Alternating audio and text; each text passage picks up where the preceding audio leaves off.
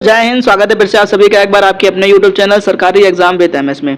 I hope आप सब लोग बहुत अच्छे होंगे और आपकी पढ़ाई भी बहुत अच्छी तरीके से चल रही होगी। जैसा कि आप सब लोग थंबनेल पर देख ही पा रहे होंगे, हम लोग बातचीत करने वाले हैं आज SSC MTS previous year question 2021 के बारे में। ध्यान रखना है, इससे पहले हम लोग एसएससी एमटीएस 2022 के जो भी प्रीवियस ईयर क्वेश्चन थे, ठीक, यानी जो जितने भी 2022 में क्वेश्चन पूछे गए थे हिस्ट्री से रिलेटेड, उन सभी क्वेश्चन को हम लोग अच्छे तरीके से प्रैक्टिस कर चुके हैं। ठीक, 200 से प्लस क्वेश्चन हम लोगों ने प्रैक्टिस करे हैं जितने भी 2022 में पूछे गए थे। ठीक, और आज हम लोग बातचीत करने वाले हैं क्या, SSC MTS previous year question यानी 2021 के बारे में। यानी कि 2021 में जितने भी आपसे हिस्ट्री से रिलेटेड प्रीवियस ईयर क्वेश्चन पूछे गए थे उन सभी क्वेश्चंस की हम लोग आज प्रैक्टिस करने वाले हैं। ठीक, अगर आपने वो पुराने वीडियो नहीं देखे तो प्लीज पहले आप ला करके वो वाले वीडियो अच्छी तरीके से देखिए और वहां से प्रैक्टिस करिए। बहुत ही मोस्ट इंपॉर्टेंट क्वेश्चन थे वो सबके सब। ठीक है, तो आपको बहुत अच्छी तरीके से ध्यान में रखना है कि अगर जिसने भी वो वीडियो नहीं देखे हैं तो आप लोग प्ले लिस्ट में जाकर के हिस्ट्री प्रैक्टिस सीरीज के नाम से प्ले लिस्ट बनी हुई, ठीक, और वहां पर जाइए और सारे के सारे वीडियो से अच्छी तरीके से प्रैक्टिस कर लीजिए। ठीक, फिर उसके बाद हम लोग बातें करेंगे एसएससी एमटीएस 2021 के बारे में। यानी एसएससी एमटीएस 2021 में जितने भी आपसे हिस्ट्री के क्वेश्चन पूछे गए थे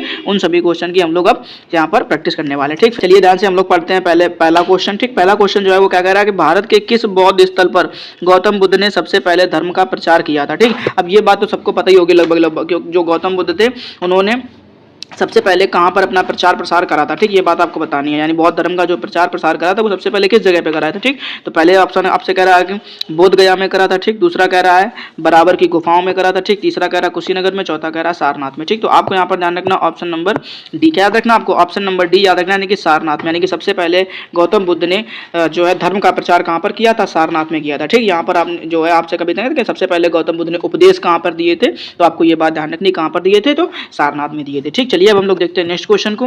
नेक्स्ट क्वेश्चन जो है वो हमसे कह रहा है कि गुलाम वंश के शासक, ध्यान रखना, गुलाम वंश के शासक गयासुद्दीन बलबन, ध्यान रखना, गयासुद्दीन बलबन ने की उपाधि धारण करी थी। यानी किस चीज की उपाधि धारण करी थी। ठीक, तो आपको यहाँ पर रखना पहला ऑप्शन कह रहा है नूर अल दीन यानी विश्वास का प्रकाश, जिसका मतलब क्या होता है, विश्वास का प्रकाश होता है। ठीक, दूसरा ऑप्शन कह रहा है नूर महल यानी महल की रोशनी। तीसरा ऑप्शन कह रहा है आपसे जिल ए इलाही यानी भगवान की छाया। ठीक, उसके बाद कह रहा है ऑप्शन नंबर डी जहांपना विश्व के रक्षक। ठीक, तो आपको यहाँ पर ध्यान रखना है क्या कि ये सब देखो आपको कुछ नाम दिए गए, जैसे नूर अल दीन दिया गया तो इसका मतलब क्या होता है, विश्वास का प्रकाश। ठीक, उसके बाद नूर महल, नूर महल का मतलब क्या होता है, महल की रोशनी। जिल ए इलाही का मतलब क्या होता है, भगवान की छाया। उसके बाद कह रहा है जहांपना, जहांपना मतलब क्या होता है, विश्व के रक्षक। ठीक, तो आपको यहाँ पर ध्यान रखना ऑप्शन नंबर सी, आपको याद रखना है क्या, ऑप्शन नंबर सी यानी जिले इलाही। ठीक है, यानी जो जिले इलाही हैं उसका मतलब क्या होता है, पहले तो ये याद कर लीजिए, तो इसका मतलब होता है भगवान की छाया। यानी जिले इलाही का मतलब क्या होता है, भगवान की छाया। ठीक, तो जो गुलाम वंश के शासक गयासुद्दीन बलबन थे उन्होंने जो है जिले इलाही की उपाधि धारण करी थी। ठीक, आई होप आप लोगों को ये क्वेश्चन अच्छी तरीके से समझ में आ गया होगा। चलिए अब हम लोग देखते हैं नेक्स्ट क्वेश्चन।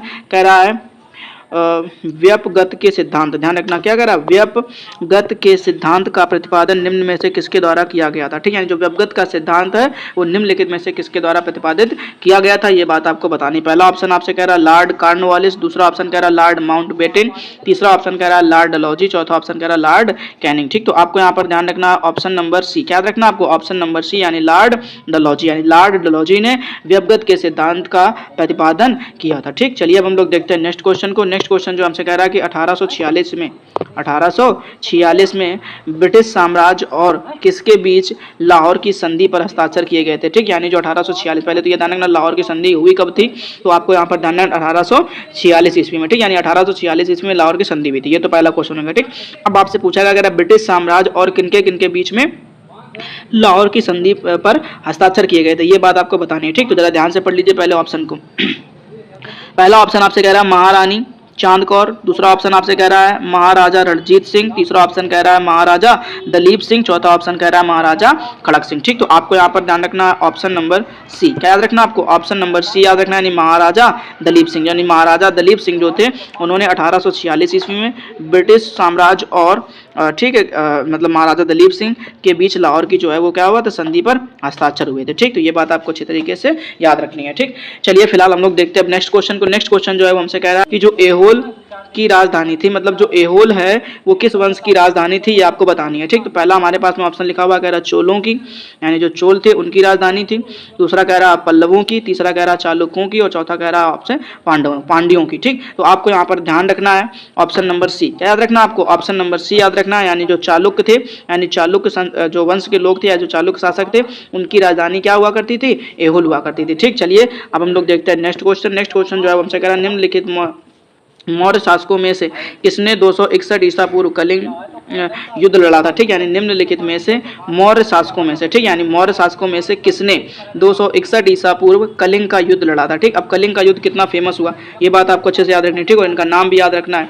ठीक है, तो यहाँ पे ध्यान रखना, पहला ऑप्शन आपसे कह रहा है बिंदुसार, दूसरा ऑप्शन कह रहा है अशोक, तीसरा ऑप्शन कह रहा है बृहद्रथ, चौथा ऑप्शन कह रहा है आपसे चंद्रगुप्त मौर्य। ठीक, तो आपको यहाँ पर ध्यान रखना ऑप्शन नंबर ठीक, यहाँ पे आपको याद रखना ऑप्शन नंबर बी। क्या रखना आपको? ऑप्शन नंबर बी याद रखना है, यानी कि अशोक। ठीक, यानी जो अशोक थे इन्होंने कलिंग का युद्ध लड़ा था। ठीक, और कब लड़ा था? तो ध्यान रखना 261 ईस्वी में। कहाँ पर लड़ा? 261 ईसा पूर्व लड़ा था, ईस्वी मत बोलना। ठीक, ईसा पूर्व ध्यान रखना। ठीक है, चलिए फिलहाल हम लोग देखते हैं नेक्स्ट क्वेश्चन का, निम्नलिखित में से कौन तुगलक वंश का शासक नहीं था? ठीक, यानी ये बात आपको बतानी है कि तुगलक वंश का शासक कौन नहीं था। ठीक, पहला आपसे कह रहा ऑप्शन की फिरोज शाह तुगलक, दूसरा ऑप्शन कह रहा आपसे रुकनुद्दीन तुगलक, ठीक, तीसरा ऑप्शन कह रहा मोहम्मद बिन तुगलक, चौथा ऑप्शन कह रहा आपसे गयासुद्दीन तुगलक। ठीक, तो आपको यहाँ पर ध्यान रखना ऑप्शन नंबर बी। क्या रखना आपको? ऑप्शन नंबर बी याद रखना है, यानी रुकनुद्दीन तुगलक, यानी जो रुकनुद्दीन तुगलक है वो तुगलक वंश का शासक नहीं था। ठीक, चलिए हम लोग देखते हैं अब नेक्स्ट क्वेश्चन। नेक्स्ट क्वेश्चन जो हमसे कह रहा है कि बौद्ध वास्तुकला में स्तूप को श्रद्धांजलि अर्पित करने के लिए भक्तों के लिए पैदल मार्ग क्या कहलाता था? जो बौद्ध वास्तुकला में स्तूप को जो श्रद्धांजलि देने जाते थे, ठीक, उन वो जो पैदल भक्त जाते थे, ठीक, तो उस पैदल मार्ग को हम लोग क्या कहते थे ये बात आपको बतानी है। ठीक, पहला ऑप्शन आपसे कह रहा है अंड कहते थे, दूसरा ऑप्शन कह रहा है तोरण कहते थे, तीसरा ऑप्शन कह रहा मेधी, और चौथा ऑप्शन कह रहा छत्री। ठीक, तो आपको यहाँ पर ध्यान रखना ऑप्शन नंबर सी। क्या रखना आपको? ऑप्शन नंबर सी याद रखना, यानी कि मेधी। ठीक, यानी जो बौद्ध वास्तुकला में स्तूप को श्रद्धांजलि अर्पित करने के लिए जो भक्त लोग पैदल जाते थे उस पैदल मार्ग को हम लोग क्या कहते थे? मेधी कहते थे। ठीक, चलिए फिलहाल हम लोग देखते हैं नेक्स्ट क्वेश्चन को। अब नेक्स्ट क्वेश्चन जो है वो हमसे कह रहा है कि एक नाटक में, ध्यान रखना, एक नाटक में नरेश ने कहा, क्या कहा? कि स्वराज मेरा जन्म सिद्ध अधिकार है और मैं इसे लेकर रहूंगा। ठीक, यह नारा निम्नलिखित में से किस भारतीय स्वतंत्रता सेनानी ने दिया था? ये बात आपको नहीं, आपको ये बात बतानी है क्या कि स्वराज मेरा जन्म सिद्ध अधिकार है और मैं इसे लेकर रहूंगा, ये नारा जो है वो किसने दिया है? ठीक, तो आपको ध्यान रखना पहला ऑप्शन आपको दिया गया महात्मा गांधी। क्या दिया गया है? महात्मा गांधी। बाकी के जो नेक्स्ट ऑप्शन है हम लोग नेक्स्ट स्लाइड में देखने को मिलेंगे। ठीक है, चलिए हम लोग देखते हैं नेक्स्ट स्लाइड में क्या था? महात्मा गांधी, और दूसरा ऑप्शन लिखा हुआ लोकमान्य बाल गंगाधर तिलक, और तीसरा ऑप्शन कह रहा भगत सिंह, चौथा ऑप्शन कह रहा अंबिका चरण मजूमदार। ठीक, तो आपको यहाँ पर ध्यान रखना ऑप्शन नंबर बी। क्या याद रखना आपको? ऑप्शन नंबर बी याद रखना, यानी लोकमान्य बाल गंगाधर तिलक, यानी जो लोकमान्य बाल गंगाधर तिलक है इन्होंने कहा था क्या कि स्वराज मेरा जन्म सिद्ध अधिकार है और मैं इसे लेकर रहूंगा। ठीक, तो ये बात आपको अच्छी तरीके से ध्यान रखनी है, यहाँ पर जो है ऑप्शन नंबर आपका बी सही हो जाएगा। ठीक, फिलहाल अब हम लोग देखते हैं नेक्स्ट क्वेश्चन को। नेक्स्ट क्वेश्चन में हमसे कह रहा है निम्नलिखित भारतीयों, ध्यान रखना, निम्नलिखित भारतीय लेखकों में से किसने भारत के राष्ट्रवादी आंदोलन के दौरान प्रसिद्ध उपन्यास गोरा लिखा था? देखिए कितनी इंपॉर्टेंट बात है। ठीक, कह रहा है क्या कि निम्नलिखित भारतीय लेखकों में से किसने भारत के राष्ट्रवादी आंदोलन के दौरान, यानी भारत में क्या चल रहे थे? राष्ट्रवादी आंदोलन चल रहे थे, के दौरान प्रसिद्ध उपन्यास यानी जो गोरा उपन्यास है वो किसने लिखा? ये बात आपको बतानी। पहला ऑप्शन जो है वो कह रहा है महात्मा गांधी ने लिखा, दूसरा ऑप्शन कह रहा जवाहरलाल नेहरू, तीसरा ऑप्शन कह रहा रविंद्रनाथ टैगोर, और चौथा ऑप्शन कह रहा भगत सिंह। ठीक, तो आपको यहाँ पर ध्यान रखना ऑप्शन नंबर सी। क्या याद रखना आपको? ऑप्शन नंबर सी याद रखना। ठीक है, तो आपको यहाँ पर ध्यान रखना ऑप्शन नंबर सी, यानी रविंद्रनाथ टैगोर। ठीक, यानी रविंद्रनाथ टैगोर ने जो है ठीक गोरा उपन्यास लिखा था। ठीक, यानी जो गोरा उपन्यास है वो किसके द्वारा लिखा गया है? तो रविंद्रनाथ टैगोर के द्वारा लिखा गया। ठीक, फिलहाल अब हम लोग देखते हैं नेक्स्ट क्वेश्चन को। नेक्स्ट क्वेश्चन जो है वो हमसे कह रहा है क्या कि वेद समाज के बारे में। ठीक, अब ये देखिए जरा ध्यान से, ये तुम्हारा होगा, इसमें दो तथ्य दिए जाएगा आपको कुछ, ठीक, और उस कथन को आपको सही करना है। ठीक है, ध्यान रखना। अब यहाँ पर देखिए दो कथन लिखे हुए, कह रहा वेद समाज के बारे में निम्नलिखित में से कौन सा कथन सही है? ठीक, यानी जो वेद समाज है उसके बारे में निम्नलिखित में से कौन सा कथन सही है? ठीक, यानी आपको यहाँ पर दो कथन दिए गए हैं और आपको बताना है ये क्या ये दोनों कथन सही है या दोनों में से कोई एक सही है, और अगर सही है तो फिर कौन सही है। ठीक, ये बात आपको बतानी है, जरा ध्यान से पढ़ लीजिए। पहला कह रहा आपसे क्या कि इसकी स्थापना 1864 ईस्वी में मद्रास यानी अब चेन्नई में हुई थी। ठीक, यानी जो मद्रास है अभी फिलहाल के टाइम में क्या है? चेन्नई, यानी वर्तमान में क्या है? वो चेन्नई है। ठीक, पहले से मद्रास बोलते थे। ठीक, अब आपसे कह रहा है कि जो वेद समाज की स्थापना हुई थी वो कब? 1864 ईस्वी में हुई थी, ये बात आपको बतानी है। ठीक, दूसरी बात कह रहा है कि इस जाति भेद को खत्म इसने जाति भेद को खत्म करने और विधवा पुनर्विवाह और महिला शिक्षा को बढ़ावा देने के लिए काम किया। ठीक, यानी जो वेद समाज है इसने जाति भेद को खत्म करने और विधवा पुनर्विवाह और महिला शिक्षा को बढ़ावा देने के लिए काम किया था। ठीक, तो अब यहाँ पर देखिए जरा, पहले ऑप्शन कह रहा ना तो ए सही है और ना बी सही, यानी कहने का मतलब है कि जो वेद समाज की स्थापना 1864 में हुई थी ये सही बात नहीं है। ठीक, तो यहाँ पर आपको ध्यान रखना। दूसरा ऑप्शन कह रहा केवल पहला बात सही है, दूसरा सही नहीं है। ठीक, उसके बाद कह रहा सी नंबर में केवल दूसरा सही है, उसके बाद पहला सही नहीं है। ठीक, उसके बाद जो डी नंबर है वो कह रहा है पहला और दूसरा दोनों। ठीक, तो आपको यहाँ पर ये बात ध्यान रखनी है कि इसका ऑप्शन सही क्या हो जाएगा, डी नंबर, यानी पहला और दूसरा दोनों। ठीक, ये बात आपको अच्छे से ध्यान रखनी है। ठीक, यानी यहाँ पर क्या कह रहा है कि पहला और दूसरा यहाँ पर दोनों ऑप्शन सही हो जाएंगे। यानी पहला दूसरा का मतलब क्या होगा कि इसकी जो स्थापना है वो 1864 ईस्वी में मद्रास यानी अभी वर्तमान समय में चेन्नई में हुई थी और इसने जो है वो जाति भेद को खत्म करने और विधवा पुनर्विवाह और महिला शिक्षा को बढ़ावा देने के लिए काम किया था। ठीक, तो इसकी दोनों बातें सही है, यानी आपका ऑप्शन नंबर सही हो जाएगा डी। ठीक, चलिए अब हम लोग देखते हैं नेक्स्ट क्वेश्चन को। नेक्स्ट क्वेश्चन जो है हमसे कह रहा है निम्नलिखित में से किसने महात्मा गांधी को महिलाओं को नमक सत्याग्रह आंदोलन में भाग लेने के लिए अनुमति देने के लिए सहमत किया था। निम्नलिखित में से किसने महात्मा गांधी को महिलाओं को नमक सत्याग्रह आंदोलन में भाग लेने के लिए अनुमति देने के लिए सहमत किया था। मतलब ऐसे कौन से व्यक्ति थे जिन्होंने महात्मा गांधी को मनाया था कि जो असहयोग सत्याग्रह आंदोलन है, क्या सत्याग्रह आंदोलन, नमक के लिए सत्याग्रह आंदोलन चलाया गया था, उसमें महिलाएं भी भाग ले सकती हैं। ठीक, तो गांधी जी को मनाने वाले व्यक्ति का नाम बताना। पहला ऑप्शन लिखा हुआ है कमला देवी चट्टोपाध्याय, ध्यान रखना है। दूसरा ऑप्शन कह रहा है अंबाबाई, तीसरा ऑप्शन कह रहा है एनी बेसेंट और चौथा ऑप्शन कह रहा है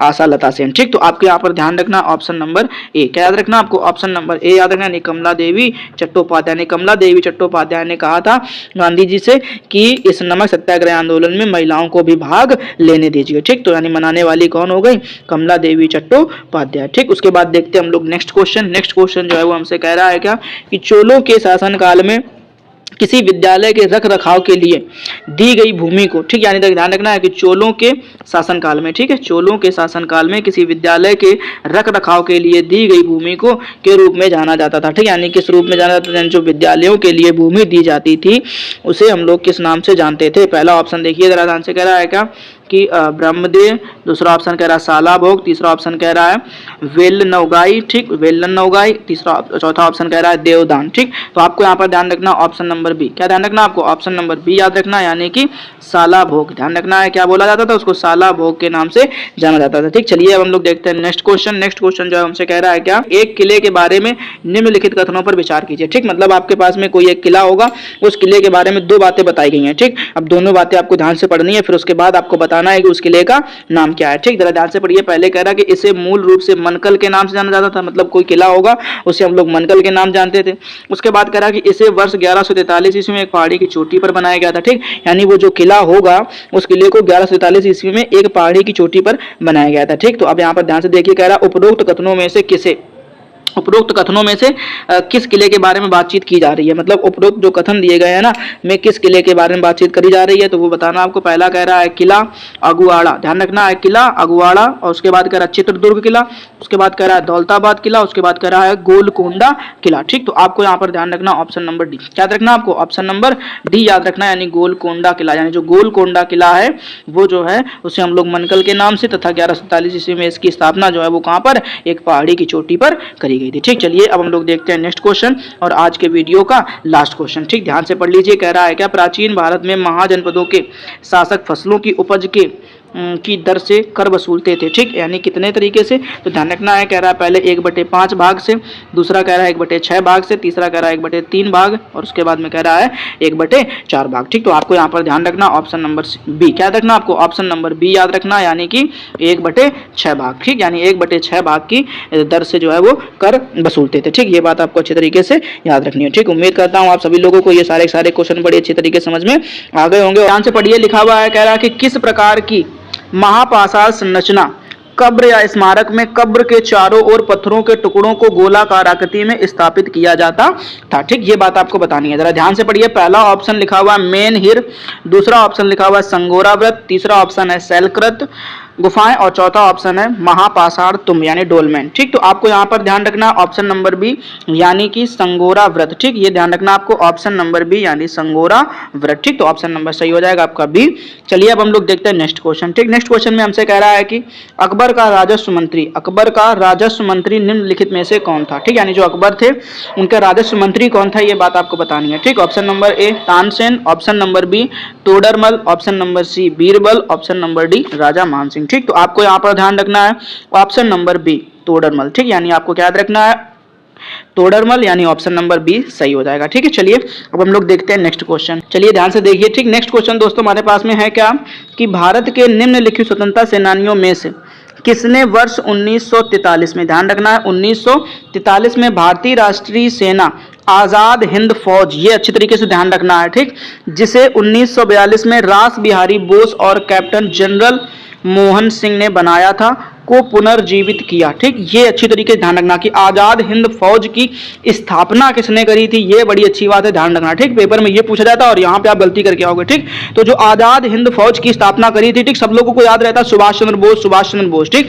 बट याद रखना है क्या कि ये बात थी 1942 में जब आजाद हिंद फौज की स्थापना हुई थी। ठीक, तो आजाद हिंद फौज की स्थापना जो है वो करी किसने थी, तो रास बिहारी बोस और कैप्टन जनरल मोहन सिंह ने। ठीक, इन दोनों ने मिल करके आजाद हिंद फौज की स्थापना करी थी। ठीक, बट ये बात आपको याद रखना है कि ये ज्यादा दिनों तक चला नहीं पाए थे। ठीक, उसके बाद में 1943 ईस्वी में, ठीक, ये अच्छी तरीके से ध्यान रखना है ना, स्थापना की बात करता है तो फिर आप फंसोगे और वहां पर आप गलत करके आओगे। ठीक, तो आपको सुभाष चंद्र बोस का नाम जरूर याद रखना है बट स्थापना के रूप में नहीं याद रखना। ठीक, उन्होंने उनका पुनर्जीवित किया था। ठीक, मतलब जो आजाद हिंद फौज थी ना उसको पुनर्जीवित किया था इन्होंने। ठीक, ये बात आपको बहुत अच्छी तरीके से याद रखनी है। ठीक है, तो जो 1943 में पुनर्जीवित किया था आजाद हिंद फौज ने, वो कौन थे, उनका नाम समझना ध्यान से। ठीक, तो आपका यहाँ पर ध्यान से देखिए, पहला ऑप्शन लिखा हुआ महात्मा गांधी, दूसरा ऑप्शन लिखा हुआ सुभाष चंद्र बोस, तीसरा ऑप्शन है भगत सिंह, चौथा ऑप्शन है जवाहरलाल नेहरू। ठीक, तो यहाँ पर सही ऑप्शन हो जाएगा आपका ऑप्शन नंबर बी यानी सुभाष चंद्र बोस। ठीक, तो आपको याद रखना कि आजाद हिंद फौज की को जो पुनर्जीवित करने वाले थे उनका नाम था सुभाष चंद्र बोस। ठीक, आई होप आप लोगों को क्वेश्चन बहुत अच्छी तरीके से समझ में आ गया होगा। चलिए अब हम देखते हैं नेक्स्ट क्वेश्चन। ठीक, अब नेक्स्ट क्वेश्चन हमारे पास में लिखा हुआ है अल्लूरी सीताराम राजू, ध्यान से पढ़िए, अल्लूरी सीताराम राजू भारत के किस राज्य के आदिवासी स्वतंत्रता सेनानी थे। ठीक, मतलब ये एक आदिवासी स्वतंत्रता सेनानी थे। अब ये आपको बात बतानी कि किस राज्य के थे। ठीक, तो यहाँ पर ध्यान से देखिए, ऑप्शन ए है गुजरात, ऑप्शन बी है महाराष्ट्र, ऑप्शन सी है आंध्र प्रदेश, ऑप्शन डी है बिहार। ठीक, तो दोस्तों आपका सही हो जाएगा ऑप्शन नंबर सी। कैसे हो जाएगा, ऑप्शन नंबर सी यानी आंध्र प्रदेश। ठीक, जो अल्लूरी सीताराम राजू हैं ये भारत के आंध्र प्रदेश के आदिवासी स्वतंत्रता सेनानी थे। ठीक, चलिए अब हम लोग देखते हैं नेक्स्ट क्वेश्चन। नेक्स्ट क्वेश्चन दोस्तों दिया गया है कि सिंधु घाटी सभ्यता के, ध्यान रखना, सिंधु घाटी सभ्यता के निम्नलिखित में से किस स्थल में द ग्रेट बाथ यानी विशाल स्नानागार पाया गया था, ये बात आपको ध्यान रखनी है। ठीक, अगर आपने मोहनजोदारो मूवी देखी है तो उसमें आपको दिखाया गया है खूब अच्छे तरीके विशाल स्नानागार। ठीक है, तो समझिए जरा ध्यान से, पहला ऑप्शन जो है कह रहा है मोहनजोदड़ो, दूसरा ऑप्शन है लोथल, और उसके बाद तीसरा ऑप्शन है धौलावीरा, चौथा ऑप्शन है कालीबंगा। ठीक, तो दोस्तों आपका सही हो जाएगा ऑप्शन नंबर ए। क्या सही हो जाएगा, ऑप्शन नंबर ए यानी मोहनजोदाड़ो। ठीक, तो जो मोहनजोदाड़ो नाम की मूवी जो आई है ना, आप उसमें अच्छी तरीके से देख सकते हैं कि जो विशाल स्नानागार है वो इसमें खूब अच्छे तरीके से दिखाया गया है। ठीक, तो ये बात आपको ध्यान रखनी है। ठीक, आई होप आप लोग क्वेश्चन समझ में आ गया होगा। चलिए अब हम लोग देखते हैं नेक्स्ट क्वेश्चन। नेक्स्ट क्वेश्चन में कह रहा है आपसे क्या कि भारत में बाल विवाह, समझना ध्यान से, भारत में बाल विवाह निषेध अधिनियम किस वर्ष पारित किया गया। ठीक, मतलब पहले ध्यान दिया होगा दादी के मुंह से या बाबा के मुंह से कहानियां सुनी होगी कि हमारी शादी जो है बड़ी जल्दी करा दी गई जब हम 13 साल के थे, 14 साल के थे। ठीक, या 5 में 6 में पढ़ रहे थे तब हमारी शादी करा दी गई थी। ठीक, तो ये उसी समय की बात है। उस समय बाल विवाह खूब अच्छी तरीके से हुआ करते थे, समझ लो ध्यान से। ठीक, अभी तो देखते ना कि आराम से 25-30 साल हो जाते हैं। ठीक, तब जाकर कहीं पर शादी होती है, बट पहले की बात करें तो ऐसे 12, 13, 14, 15 साल तक के लिए सबकी शादी हो जाती थी। ठीक, तो वही कह रहे हैं कि भारत में बाल विवाह निषेध अधिनियम जो है वो किस वर्ष पारित किया गया, समझना जानते। ठीक, किस वर्ष पारित किया गया कि नहीं अभी जल्दी शादी नहीं होनी सबकी। ठीक, समझना जानते, तो ये समझना। तो आप ध्यान से पढ़िए, पहला ऑप्शन है 1931, दूसरा ऑप्शन है 1929, तीसरा ऑप्शन है 1935 और चौथा ऑप्शन है 1933। ठीक, तो दोस्तों आपका सही हो जाएगा ऑप्शन नंबर बी। क्या हो जाएगा आपका ऑप्शन नंबर बी यानी 1929 ईस्वी में। ठीक, यानी कि भारत में बाल विवाह निषेध अधिनियम जो है वो 1929 में पारित किया गया था। ठीक, चलिए अब हम लोग देखते हैं नेक्स्ट क्वेश्चन। नेक्स्ट क्वेश्चन में आपसे कह रहा है क्या कि किसने सत्यशोधक समाज की स्थापना करी। ठीक, मतलब ऐसे कौन से व्यक्ति थे जिन्होंने सत्यशोधक समाज की स्थापना करी, जिसने मूर्ति पूजा जाति व्यवस्था के विरुद्ध मुहिम चलाई। ठीक, मतलब क्या कि जो सत्यशोधक समाज की स्थापना करने वाले कौन से थे ऐसे कौन से व्यक्ति थे जिन्होंने सत्यशोधक समाज की स्थापना करी और इन्होंने फिर मूर्ति पूजा और जाति व्यवस्था के विरुद्ध मुहिम चलाई थी। मतलब क्या कि जो मूर्ति पूजा ठीक है होती थी उसको लेकर के, ठीक, या जाति व्यवस्था को लेकर के इन्होंने उसके विरोध में एक मुहिम चलाई थी। ठीक, तो उनके नाम आपको बताना है, जरा ध्यान से पढ़िए। पहला ऑप्शन है देवेंद्रनाथ टैगोर, दूसरा ऑप्शन है केशव चंद्र सेन, तीसरा ऑप्शन है ज्योतिबा राव गोविंद राव फुले। ठीक, तो ध्यान रखना ऑप्शन नंबर डी है राजा राम मोहन राय। ठीक, तो दोस्तों आपका सही हो जाएगा यहाँ पर ऑप्शन नंबर सी, यानी ज्योतिबा राव गोविंद राव फुले। ठीक, यानी ज्योतिबा राव जो फुले थे इन्होंने सत्यशोधक समाज की स्थापना करी और मूर्ति पूजा और जाति व्यवस्था के विरुद्ध में मुहिम चलाई थी। ठीक, चलिए अब हम लोग देखते हैं नेक्स्ट क्वेश्चन। अब नेक्स्ट क्वेश्चन हमसे कह रहा है क्या, निम्नलिखित में से कौन, ध्यान रखिए, निम्नलिखित में से कौन सा काल क्रमानुसार तुगलक वंश के शासकों का सही क्रम है। ध्यान से पढ़िएगा, अच्छा क्वेश्चन है।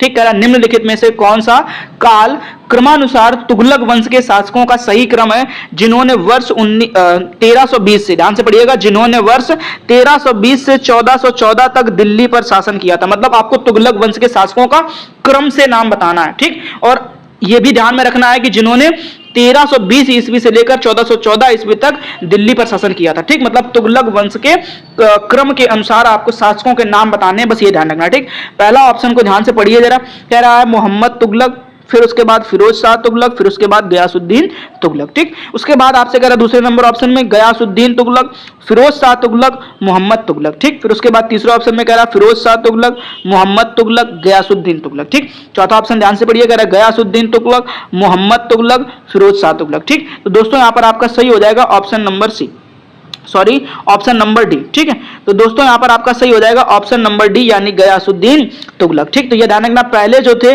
वो गयासुद्दीन तुगलक थे, दूसरे मोहम्मद तुगलक थे, तीसरे फिरोज शाह तुगलक थे। ठीक, तो ये बात को अच्छी तरीके से याद रखना है कि जो इनको क्रम है वो सबसे पहले गयासुद्दीन तुगलक का नाम आपको याद रखना है, फिर मोहम्मद तुगलक का नाम याद रखना है और फिर आपको फिरोज शाह तुगलक का नाम याद रखना अच्छी तरीके से। ठीक, चलिए अब हम लोग देखते हैं नेक्स्ट क्वेश्चन। नेक्स्ट क्वेश्चन में हमसे कह रहा है कि निम्नलिखित में से कौन औरंगजेब के अधीन, ध्यान से पढ़िएगा, निम्नलिखित में से कौन औरंगजेब के अधीन मुगल वास्तुकला का एक उदाहरण है। ठीक, मुगल वास्तुकला का एक उदाहरण, मतलब पहले तो औरंगजेब के अधीन में था, सीधी बात ये समझ लीजिए। ठीक, और मुगल वास्तुकला का एक उदाहरण है, ये बात आपको बतानी है। ठीक, मतलब उसके शासनकाल में ऐसी कौन सी चीज बनाई गई थी, ये ध्यान में रखना। ठीक, पहला ऑप्शन ध्यान से पढ़िए, कह रहा मोती मस्जिद दिल्ली, दूसरा ऑप्शन कह रहा है ताजमहल आगरा, तीसरा ऑप्शन है जामा मस्जिद दिल्ली और चौथा ऑप्शन है कुतुब मीनार दिल्ली। ठीक, यहां पे ध्यान रखना इसी तरीके से। ठीक है, तो आपको याद रखना है दोस्तों ऑप्शन नंबर ए, क्या याद रखना है, ऑप्शन नंबर ए, यानी मोती मस्जिद दिल्ली, यानी जो मोती मस्जिद है दिल्ली में।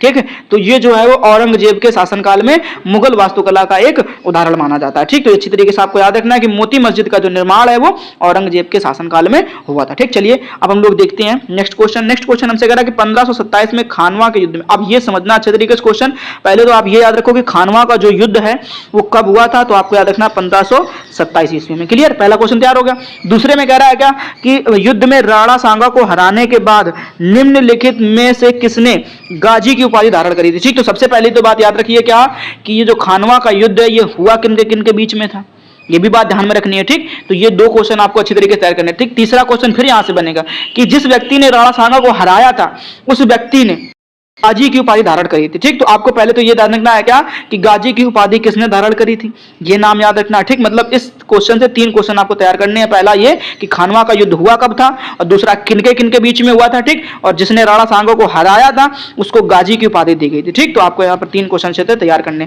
फिलहाल पहला क्वेश्चन पढ़िए ध्यान से, कह रहा है बाबर, दूसरा ऑप्शन है दौलत खान लोधी, तीसरा ऑप्शन है महमूद शाह प्रथम, चौथा ऑप्शन है हुमायूं। ठीक, तो दोस्तों यहाँ पर सही हो जाएगा आपका ऑप्शन नंबर ए, क्या हो जाएगा ऑप्शन नंबर ए, यानी बाबर। ठीक, यानी बाबर ने 1527 ईस्वी में खानवा के युद्ध में राणा सांगा को हरा दिया। ठीक, और हराने के बाद में उसने गाजी की उपाधि धारण करी थी। ठीक, तो ये बात आपको अच्छी तरीके से दिमाग में बिठा लेनी है। ठीक है, चलिए अब हम लोग देखते हैं नेक्स्ट क्वेश्चन। नेक्स्ट क्वेश्चन हमसे कह रहा है क्या कि किस मौर्य शासक को यूनानियों द्वारा, समझिए ध्यान से, किस मौर्य शासक को यूनानियों द्वारा अमित्र घात कहा जाता है। क्या कहा जाता है, अमित्र घात, ये ध्यान रखना है। ठीक, तो ध्यान से पढ़िए, पहला ऑप्शन लिखा हुआ है चंद्रगुप्त प्रथम, दूसरा ऑप्शन है बिंदुसार, तीसरा ऑप्शन है समुद्रगुप्त, चौथा ऑप्शन है कनिष्क। ठीक, तो दोस्तों यहां पर सही हो जाएगा ऑप्शन नंबर बी, यानी कि बिंदुसार, यानी जो बिंदुसार है इन्हें अमित्र घात के नाम से जाना जाता था। ठीक, तो ये ध्यान रखना आपको। अब अच्छा एक बात और याद रख लीजिए क्या, बिंदुसार जो बिंदुसार हैं इनका संबंध किस शासकों से है। ठीक, तो आपको ध्यान रखना मौर्य शासक से, ठीक, किससे?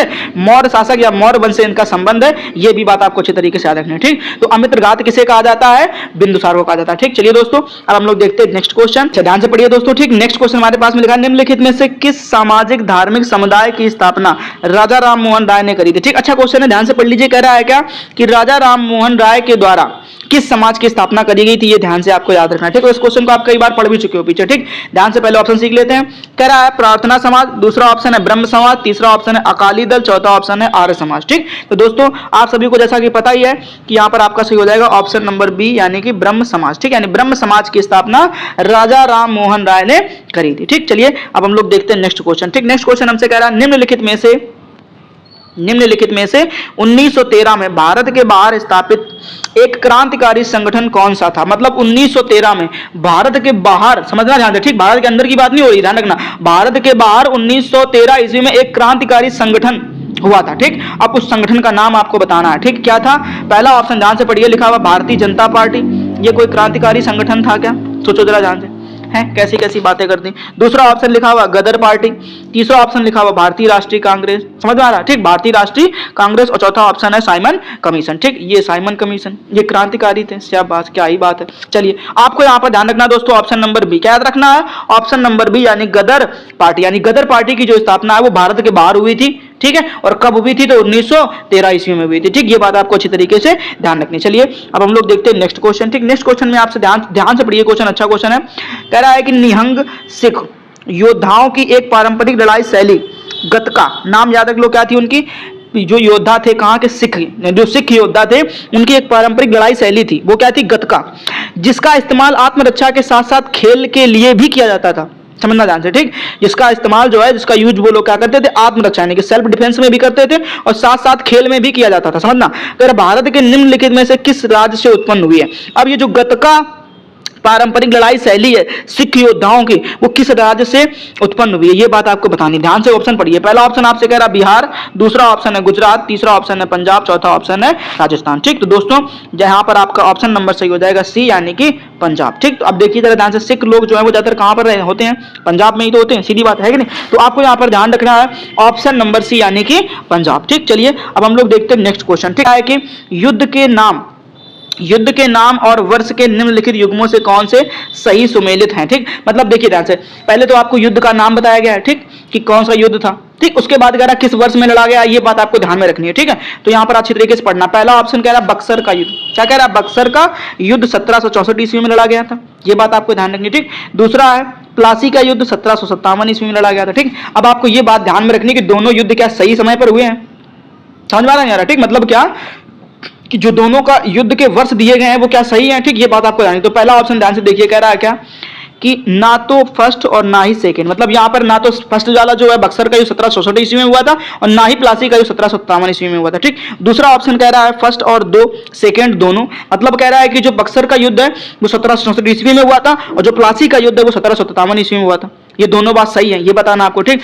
तीसरा ऑप्शन कह रहा केवल सेकंड, मतलब कह रहा प्लासी का युद्ध तो 1757 में हुआ था बट जो बक्सर का युद्ध है वो 1764 ईस्वी में नहीं हुआ था, ये बात बतानी है, ठीक। अच्छा चौथा कह रहा केवल फर्स्ट, मतलब कह रहा है कि बक्सर का युद्ध तो 1764 में हुआ था बट जो प्लासी का युद्ध है वो 1757 ईस्वी में नहीं हुआ था, ठीक। तो दोस्तों यहाँ पर जैसा कि आप लोग देख पा रहे हो कि यहाँ पर आपका सही हो जाएगा ऑप्शन नंबर बी। क्या सही हो जाएगा आपका? ऑप्शन नंबर बी सही हो जाएगा, ये बात आपको अच्छे से याद रख लेनी है, ठीक है।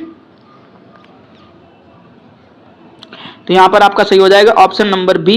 कह रहा है खजुराहो के मंदिर, ध्यान रखना है, खजुराहो के मंदिरों की एक शानदार उदाहरण है, ठीक। मतलब जो है खजुराहो के जो मंदिर हैं वो मंदिरों की कौन सी शैली का एक शानदार उदाहरण है, ठीक। यानी जो खजुराहो में मंदिर बने हुए हैं वो किसी न किसी शैली को लेकर के बने हुए हैं, ठीक। तो उस शैली का नाम आपको बताना है, ध्यान से पढ़िए। पहला ऑप्शन है नागर शैली, दूसरा ऑप्शन है द्राविड़ शैली, तीसरा ऑप्शन है वेसर शैली, चौथा ऑप्शन है पूर्वी शैली, ठीक। तो दोस्तों यहाँ पर सही हो जाएगा आपका ऑप्शन नंबर ए। क्या सही हो जाएगा? ऑप्शन नंबर ए सही हो जाएगा, यानी नागर शैली, ठीक है। जो खजुराहो के मंदिर हैं उन मंदिरों की जो नागर शैली है का एक शानदार उदाहरण, ठीक। तो ये बात आपको ध्यान में रखना है। चलिए देखते हैं नेक्स्ट क्वेश्चन। नेक्स्ट क्वेश्चन कह रहा है सबसे शक्तिशाली चोल शासक, ध्यान रखना है, सबसे शक्तिशाली चोल शासक राज राजा प्रथम किस ईस्वी में राजा बना। ठीक, ये बात आपको बतानी है। ठीक है, जो चोल वंश का सबसे शक्तिशाली राजा था वो कौन था? राज राजा प्रथम। वो किस वर्ष या किस वर्ष में राजा बना था? ठीक, ये बात ध्यान रखनी है। ठीक है, तो पहला ऑप्शन है 995 ईस्वी, दूसरा ऑप्शन 970 ईस्वी, तीसरा ऑप्शन है 985 ईस्वी, चौथा ऑप्शन है 970 ईस्वी। ठीक, तो दोस्तों यहाँ पर सही हो जाएगा आपका ऑप्शन नंबर सी। क्या सही हो जाएगा? ऑप्शन नंबर सी, यानी 985 ईस्वी। 985 ईस्वी में जो चोल वंश का सबसे शक्तिशाली शासक था राज राजा प्रथम, वह राजा बना था। ठीक, चलिए देखते हैं अब हम नेक्स्ट क्वेश्चन। नेक्स्ट क्वेश्चन में कह रहा है भगत सिंह और बीके दत्त यानी बटुकेश्वर दत्त, भगत सिंह और बटुकेश्वर दत्त ने किस वर्ष केंद्रीय विधानसभा में बम फेंका था? ठीक, जिसके लिए इन्हें फांसी की सजा भी सुनाई गई थी। ठीक, तो आपको यहाँ पर ध्यान रखना किस वर्ष फेंका था। तो पहला ऑप्शन है 1930 ईस्वी में, दूसरा ऑप्शन है 1931 ईस्वी में, तीसरा ऑप्शन है 1928 ईस्वी में, चौथा ऑप्शन है 1929 ईस्वी में। ठीक, तो आपको यहाँ पर ध्यान रखना है दोस्तों ऑप्शन नंबर डी। क्या याद रखना है? ऑप्शन नंबर डी याद रखना है, यानी 1929 ईस्वी में। ठीक है, 1929 ईस्वी में भगत सिंह और बीके दत्त ने केंद्रीय विधानसभा में बम फेंका था। ठीक, चलिए देखते हैं अपन नेक्स्ट क्वेश्चन। नेक्स्ट क्वेश्चन में हमसे कह रहा है क्या कि हरिसेन ठीक के दरबारी कवि थे। ठीक, मतलब जो हरिशेर थे वो किसके दरबारी कवि थे, ये बात आपको बतानी है। ठीक, option number A Ashoka, option number B Bindusara, option number C Samudragupta, option number D Bimbisara. ठीक, तो दोस्तों यहाँ पर सही हो जाएगा आपका ऑप्शन नंबर सी। क्या सही हो जाएगा? ऑप्शन नंबर सी, यानी कि समुद्रगुप्त। ठीक, यानी जो समुद्रगुप्त थे इनके दरबारी कवि थे कौन? हरिसेन। ठीक, तो ये नाम आपको अच्छे से याद रखना है। चलिए अब हम लोग देखते हैं नेक्स्ट क्वेश्चन। अब नेक्स्ट क्वेश्चन जो है वो कह रहा है क्या कि दिए गए कथनों में से कौन से कथन सत्य हैं? ठीक, यानी आपको यहाँ पर दो कथन दिए गए हैं। अब इन दोनों कथनों को आपको ध्यान से पढ़ना है। ठीक, और बताना है कि ये क्या ये दोनों कथन सही है, ठीक, या केवल सही है पहला, या केवल सही है दूसरा। ये बातें आपको बतानी। ध्यान से पढ़िए। कह रहा है 1756 में अली वर्दी खान की मृत्यु के बाद सिराजुद्दौला बंगाल का नवाब बना। ये पहला हो गया था। तो दूसरा कह रहा है क्या 1757 में रॉबर्ट क्लाइव ने प्लासी में सिराजुद्दौला के विरुद्ध युद्ध में कंपनी की सेना का नेतृत्व किया था। ठीक, यानी ये आपको ये दो कथन दिए गए। ठीक, अब ध्यान रखना है आपको कि क्या ये दोनों कथन सही है या दोनों में से कोई एक सही है। ध्यान से पढ़िए। पहला ऑप्शन कह रहा है आपसे ना तो पहला और ना ही दूसरा। ठीक, मतलब कह रहा है ना तो पहला कथन सही है ना दूसरा कथन सही है। ठीक, दूसरा कह रहा है कि पहला और दूसरा दोनों सही है। तीसरा ऑप्शन है कह रहा है केवल पहला सही है, और चौथा ऑप्शन है केवल दूसरा सही है। ठीक, तो दोस्तों यहाँ पर सही हो जाएगा आपका ऑप्शन नंबर बी।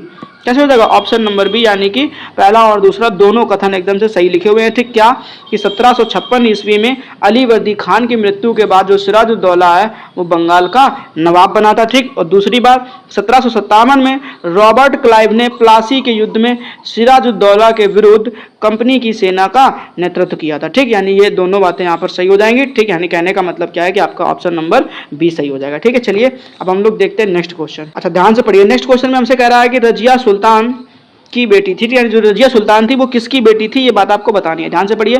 पहला ऑप्शन कह रहा बाबर, दूसरा ऑप्शन कह रहा कुतुबुद्दीन ऐबक, तीसरा ऑप्शन कह रहा इल्तुतमिश, चौथा ऑप्शन कह रहा अकबर। ठीक, तो दोस्तों यहाँ पर सही हो जाएगा आपका ऑप्शन नंबर सी। कैसे हो जाएगा? ऑप्शन नंबर सी, यानी कि इल्तुतमिश। ठीक, यानी जो रजिया सुल्ताना थी वो इल्तुतमिश की पुत्री थी। ये आपको ध्यान में रखना है। ठीक, चलिए देखते हैं नेक्स्ट क्वेश्चन। नेक्स्ट क्वेश्चन में कह रहा है क्या कि निम्नलिखित में से, ध्यान रखना, निम्नलिखित में कौन भारत का सबसे बड़ा स्तूप है? ठीक, यानी जो निम्नलिखित में आपको चार ऑप्शन दिए गए हैं, इन चारों ऑप्शन को ध्यान से पढ़ना और आपको बताना है कि निम्नलिखित में जो है भारत का सबसे बड़ा स्तूप कौन सा है। ठीक, ध्यान से पढ़िए। पहला ऑप्शन कह रहा है भरहुत, दूसरा ऑप्शन है धमेक, तीसरा ऑप्शन है केसरिया, चौथा ऑप्शन है अमरावती। ठीक, तो दोस्तों आपको ध्यान रखना है ऑप्शन नंबर सी। याद रखना आपको ऑप्शन नंबर सी याद रखना, यानी केसरिया। ठीक है, जो केसरिया है वो भारत का सबसे बड़ा स्तूप है। क्लियर? देखते हैं नेक्स्ट क्वेश्चन। नेक्स्ट क्वेश्चन में कह रहा है कि किस योद्धा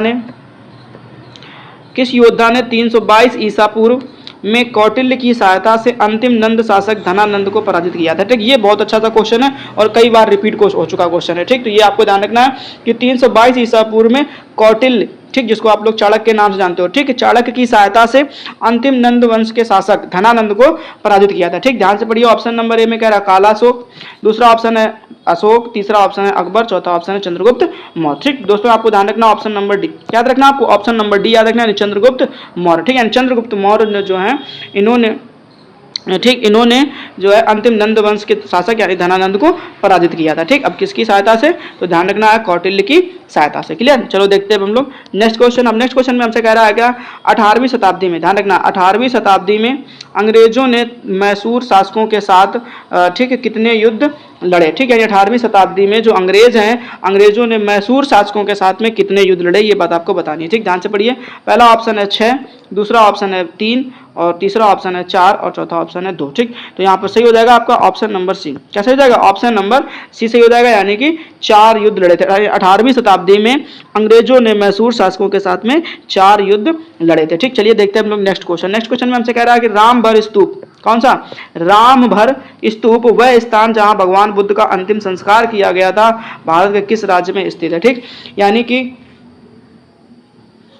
जो रामभर स्तूप है और ये है क्या, तो ये आपको ध्यान रखना है। यहाँ पर भगवान बुद्ध यानी जो गौतम बुद्ध थे उनका अंतिम संस्कार किया गया था। ठीक, अब ये पूछा गया कि जो रामभर स्तूप है वो भारत के किस राज्य में स्थित है, ये बात ध्यान रखनी है। ठीक, option number A Madhya Pradesh, option number B Himachal Pradesh, option number C Bihar और option number D Uttar Pradesh. ठीक, तो दोस्तों यहाँ पर आपका सही हो जाएगा ऑप्शन नंबर डी। कैसे हो जाएगा? ऑप्शन नंबर डी सही हो जाएगा, यानी कि उत्तर प्रदेश। ठीक, यानी जो रामभर स्तूप है वो कहाँ पर? उत्तर प्रदेश में स्थित है। ठीक, चलिए देखते हैं हम लोग नेक्स्ट क्वेश्चन। नेक्स्ट क्वेश्चन में हमसे कहता है कि चंगेज खान के नेतृत्व में मंगोलों ने, ध्यान रखना है, चंगेज खान के नेतृत्व में मंगोलों ने किस वर्ष उत्तर पूर्वी ईरान में ट्रांस ऑक्सियाना पर आक्रमण किया था? ठीक, यानी कि चंगेज खान के नेतृत्व में मंगोलों ने, किसने? मंगोलों ने उत्तर पूर्वी ईरान में के ट्रांस ऑक्सियाना पर आक्रमण किया था। ठीक, ध्यान से पढ़िए। ऑप्शन नंबर ए 1208 ईस्वी में, ऑप्शन नंबर बी 1213 ईस्वी में, ऑप्शन नंबर सी 1205 ईस्वी में, ऑप्शन नंबर डी 1219 ईस्वी में। ठीक, तो यहाँ पर सही हो जाएगा दोस्तों आपका ऑप्शन नंबर डी। कैसे हो जाएगा? ऑप्शन नंबर डी, यानी कि 1219 ईस्वी, यानी 1219 ईस्वी में चंगेज खान के नेतृत्व में मंगोलों ने, किसने? मंगोलों ने उत्तर पूर्वी ईरान के ट्रांस ऑक्सियाना पर आक्रमण किया था। ठीक, चलिए अब हम लोग देखते हैं नेक्स्ट क्वेश्चन। नेक्स्ट क्वेश्चन हमसे कह रहा है क्या कि धर्म सूत्रों में, ध्यान रखना है, धर्म सूत्रों में शामिल हैं। ठीक है, जो धर्म सूत्र हैं उसमें क्या क्या शामिल है ये बात आपको बतानी है। ध्यान से पढ़िए। पहला ऑप्शन कह रहा है साम्राज्य पर कब्जा करने की तरकीबें, यानी जो धर्म सूत्र हैं उसमें किसी भी साम्राज्य पर कैसे कब्जा करना है ये तरकीब लिखी हुई है। ठीक, दूसरा ऑप्शन कह रहा है केवल महिलाओं के कर्तव्य लिखे हुए हैं, ऑप्शन नंबर सी में कह रहा है शासकों के कर्तव्य लिखे, और ऑप्शन नंबर डी है श्लोकों का पाठ करने की तकनीकें लिखी हुई है। ठीक, तो यहाँ पे दोस्तों ध्यान रखना आपको ऑप्शन नंबर सी, क्या रखना आपको? ऑप्शन नंबर सी याद रखना है, यानी कि शासकों के कर्तव्य। ठीक, यानी जो शासक हुआ करते थे उन शासकों के क्या क्या कर्तव्य होते हैं अपनी प्रजा को लेकर के, अपने राज्य को लेकर के, ठीक, अपने साम्राज्य को लेकर के, तो ये सारी बातें धर्म सूत्र में बताई गई हैं। ठीक, तो ये बात आपको अच्छे से याद रखना है। चलिए अब हम लोग देखते हैं नेक्स्ट क्वेश्चन। नेक्स्ट क्वेश्चन में कह रहा है क्या? करदांग मठ, ध्यान रखना, क्या कह रहा है? करदांग मठ में जो एक बौद्ध तीर्थ स्थल है। ठीक है, जो करदांग मठ है वो किससे संबंधित है? तो एक बौद्ध तीर्थ स्थल से संबंधित है। क्लियर? अब कह रहा है कि किस भारतीय राज्य में स्थित है, मतलब ये भारत के किस राज्य में स्थित है यह बात आपको बतानी है। ठीक है, यानी जो करदांग मठ है वो भारत के किस राज्य में स्थित है ये बात आपको बतानी है। ध्यान से पढ़िए। पहला ऑप्शन कह रहा है गोवा, दूसरा ऑप्शन कह रहा है केरल, तीसरा ऑप्शन कह रहा है हिमाचल प्रदेश, चौथा ऑप्शन कह रहा है झारखंड। ठीक, तो दोस्तों यहाँ पर सही हो जाएगा आपको ऑप्शन नंबर सी।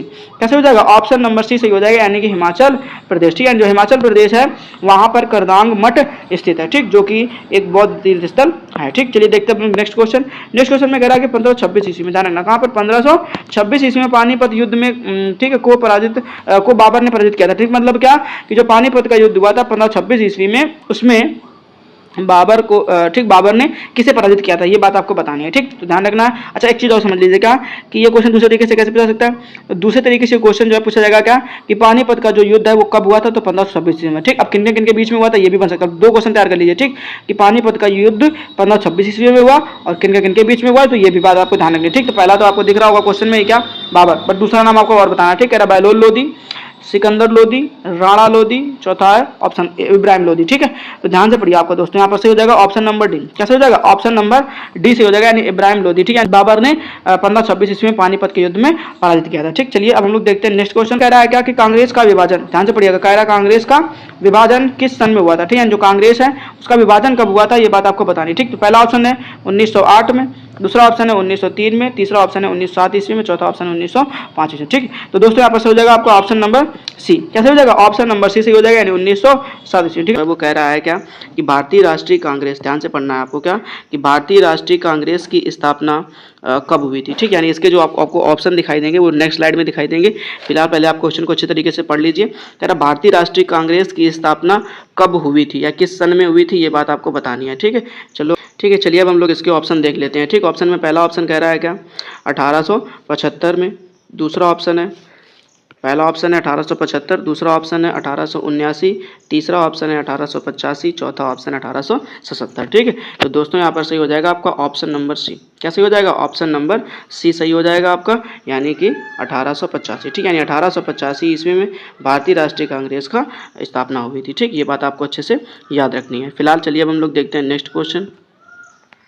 नेक्स्ट क्वेश्चन में हमसे कह रहा है मुगल बादशाह और औरंगजेब की मृत्यु किस वर्ष हुई थी। ठीक, ध्यान से पढ़ना है कि मुगल बादशाह और औरंगजेब की मृत्यु किस वर्ष हुई थी। ठीक, ध्यान से पढ़िए। यहाँ पर आपका सही हो जाएगा ऑप्शन नंबर ए। क्या सही हो जाएगा आपका? ऑप्शन नंबर ए सही हो जाएगा। ये बात आपको अच्छे से याद रखनी है। ठीक, यहाँ पर आपका ऑप्शन नंबर ए सही हो जाएगा, यानी 1707 ईस्वी में। ठीक, यानी मुगल बादशाह जो औरंगजेब था उसकी मृत्यु जो है वो 1707 ईस्वी में हुई थी। ठीक, चलिए अब हम लोग देखते हैं नेक्स्ट क्वेश्चन। ठीक, नेक्स्ट क्वेश्चन में हमसे कह रहा है क्या कि रवि कीर्ति, ध्यान रखना, रवि कीर्ति किस चालुक्य शासक के दरबारी कवि थे। यानी जो रवि कीर्ति थे वो किस चालुक्य शासक के दरबारी कवि थे, ये बात आपको बतानी है। ठीक, तो ध्यान से पढ़िए। पहला ऑप्शन क्या? भीम द्वितीय, दूसरा ऑप्शन है कीर्तिवर्मन द्वितीय, तीसरा ऑप्शन है पुलकेशिन द्वितीय, चौथा ऑप्शन है विक्रमादित्य द्वितीय। ठीक, तो दोस्तों आपको यहाँ पर ध्यान रखना ऑप्शन नंबर सी। क्या याद रखना आपको? ऑप्शन नंबर सी याद रखना, यानी कि पुलकेशिन द्वितीय। ठीक, यानी पुलकेशिन द्वितीय जो थे के दरबारी कवि थे कौन? तो रवि कीर्ति चालुक्य। ठीक, इस तरीके से आपको ध्यान रखना है। चलिए अच्छा अब हम लोग देखते हैं नेक्स्ट क्वेश्चन। ठीक, नेक्स्ट क्वेश्चन में हमसे कह रहा है कि जलियांवाला बाग हत्याकांड, ध्यान से पढ़ना क्वेश्चन अच्छा है कि जलियांवाला बाग हत्याकांड अब कब हुआ था? तो 13 अप्रैल 1919 में। ठीक, के उत्तर प्रभाव के रूप में निम्नलिखित में से कौन सी घटना घटित हुई। ठीक है, जब जलियांवाला बाग हत्याकांड हुआ था तो इसके जवाब में कौन सी घटना घटित हुई थी, ये बात आपको बतानी है। ठीक, पहला ऑप्शन लिखा हुआ है कि मिल मालिकों और मजदूरों के बीच विवाद को निपटाने के लिए भूख हड़ताल। दूसरा ऑप्शन कह रहा कोई भी राजा व्यक्तिगत रूप से अंग्रेजों के साथ एक अलग समझौते पर हस्ताक्षर कर सकता था। तीसरा ऑप्शन है कि कांग्रेस के स्वयं सेवकों द्वारा चरखा और खादी को लोकप्रिय बनाना तथा जेल भरो, ये ऑप्शन चलाया गया था, घटना घटित हुई थी। ठीक, और लास्ट ऑप्शन है ब्रिटिश सरकार द्वारा हंटर आयोग की नियुक्ति करी गई थी। ठीक, तो आपको यहाँ पर ध्यान रखना है कि ब्रिटिश सरकार के द्वारा यहाँ पर हंटर आयोग की जो है नियुक्ति करी गई थी, यानी यहाँ पर आपका सही हो जाएगा दोस्तों ऑप्शन नंबर डी। क्या सही हो जाएगा? ऑप्शन नंबर डी, यानी ब्रिटिश सरकार के द्वारा हंटर आयोग की नियुक्ति करी गई थी। ठीक, चलिए फिलहाल अब हम लोग देखते हैं नेक्स्ट क्वेश्चन। अब नेक्स्ट क्वेश्चन जो है वो हमसे कह रहा है कि नीचे दिए गए कथनों में से कौन सा सही है। ठीक, ये बात आपको बतानी है। ठीक, यानी नीचे कुछ कथन दिए गए हैं, उनको पढ़ना है और पढ़ने के बाद आपको जवाब देना है क्या ये बातें सही लिखी हुई है। ठीक, तो पढ़िए पहले ध्यान से। कह रहा है कि अशोक के अधिकांश शिलालेख ब्राह्मी लिपि में लिखे गए थे, ये बात ध्यान में रखनी है। दूसरा कह रहा है चाणक्य के कई विचार अर्थशास्त्र नामक पुस्तक में लिखे गए थे। ठीक, तो यहाँ पर आपको ध्यान रखना, पहला ऑप्शन को आप पढ़िए जरा ध्यान से। कह रहा है ना तो पहला और ना ही दूसरा, मतलब यहाँ पे जो ऑप्शन दिए गए हैं उसमें से कह रहा है ना तो पहला तथ्य सही है और ना ही दूसरा तथ्य सही है। ठीक, दूसरा ऑप्शन में कह रहा है केवल दूसरा, यानी केवल दूसरा तथ्य तो सही है लेकिन पहला वाला तथ्य नहीं है। ठीक, ये बात ध्यान रखना। ठीक, तीसरा ऑप्शन कह रहा है केवल पहला, मतलब जो पहला कथन लिखा हुआ केवल वही सही है, बाकी दूसरा गलत है। ठीक, उसके बाद ऑप्शन नंबर डी में कह रहा है पहला और दूसरा दोनों। ठीक, यानी पहला और दूसरा दोनों कथन सही है, ये ऑप्शन नंबर डी बता रहा है। ठीक, तो आपको यहाँ पर ध्यान रखना दोस्तों ऑप्शन नंबर डी। क्या याद रखना आपको? ऑप्शन नंबर डी याद रखना, यानी कि पहला और दूसरा दोनों। ठीक, यानी जो पहला और दूसरा दोनों तथ्य हैं वो एकदम से सही है। क्या कि अशोक के शिलालेख सबसे ज़्यादा किस में लिखे गए थे? ब्राह्मी लिपि में लिखे गए थे। ठीक, और चाणक्य के कई विचार जो है अर्थशास्त्र नामक पुस्तक में लिखे गए थे। ठीक, चलिए फिलहाल अब हम लोग देखते हैं नेक्स्ट क्वेश्चन को। नेक्स्ट क्वेश्चन में हमसे कह रहा है क्या निम्नलिखित में से कौन सा, ध्यान रखना, निम्नलिखित में से कौन सा पूर्ण द्राविड़ शैली में निर्मित मंदिर का प्रसिद्ध उदाहरण। ठीक, मतलब ऐसा कौन सा मंदिर है जो पूर्ण रूप से द्राविड़ शैली में निर्मित है। ध्यान रखना कौन सी शैली में? द्राविड़ शैली में निर्मित है, ये बात आपको बतानी है। ठीक, तो फिलहाल पढ़िए पहले ऑप्शन को। ऑप्शन पहला है कामाख्या मंदिर जो गुवाहाटी में है। दूसरा ऑप्शन है कोणार्क सूर्य मंदिर जो कोणार्क में है। तीसरा ऑप्शन है कंदरिया महादेव मंदिर जो खजुराहो में है। चौथा ऑप्शन है कैलाश मंदिर जो एलोरा में है। ठीक, तो ये बात आपको ध्यान रखनी है। यहाँ पर आपको सही हो जाएगा दोस्तों ऑप्शन नंबर डी। क्या सही हो जाएगा? ऑप्शन नंबर डी, यानी कैलाश मंदिर जो कि एलोरा में स्थित है। क्लियर? ठीक, चलिए हम लोग देखते हैं नेक्स्ट क्वेश्चन को। नेक्स्ट क्वेश्चन जो है हमसे कह रहा है निम्नलिखित में से कौन सा वेद सबसे प्राचीन है। ठीक, निम्नलिखित में से कौन सा वेद सबसे प्राचीन है, ये बात आपको बतानी है। ठीक, ध्यान से पढ़िए। पहला कह रहा है यजुर्वेद, दूसरा है ऋग्वेद, तीसरा अथर्ववेद, चौथा सामवेद। ठीक, तो दोस्तों यहाँ पर सही है ऑप्शन नंबर बी, यानी कि ऋग्वेद। ठीक है, जो ऋग्वेद है ये सबसे प्राचीन वेद माना जाता है, ये बात आपको अच्छे से याद रखनी है। चलिए हम लोग देखते हैं नेक्स्ट क्वेश्चन।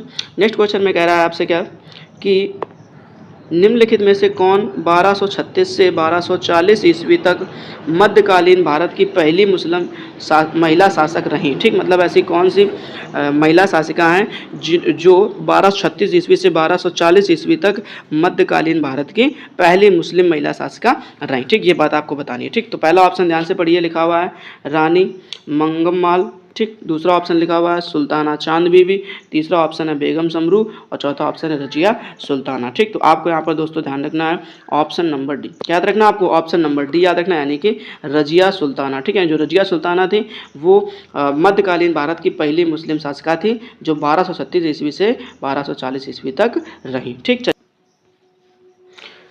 है, चलिए अब हम लोग देखते हैं नेक्स्ट क्वेश्चन। ठीक, नेक्स्ट क्वेश्चन में हमसे कह रहा है क्या, निम्नलिखित, ध्यान रखना है, नीचे दिए गए कथनों में से कौन सा कथन सही है? ठीक, ये बात आपको बतानी, मतलब जो कथन नीचे दिए गए उनमें से कौन सा कथन सही है, ये बात आपको अच्छे से बतानी है। तो ध्यान से पढ़िएगा दोस्तों। पहला कथन लिखा हुआ है, कह रहा रॉबर्ट क्लाइव 18 साल की उम्र में 1743 में इंग्लैंड से मद्रास आए थे।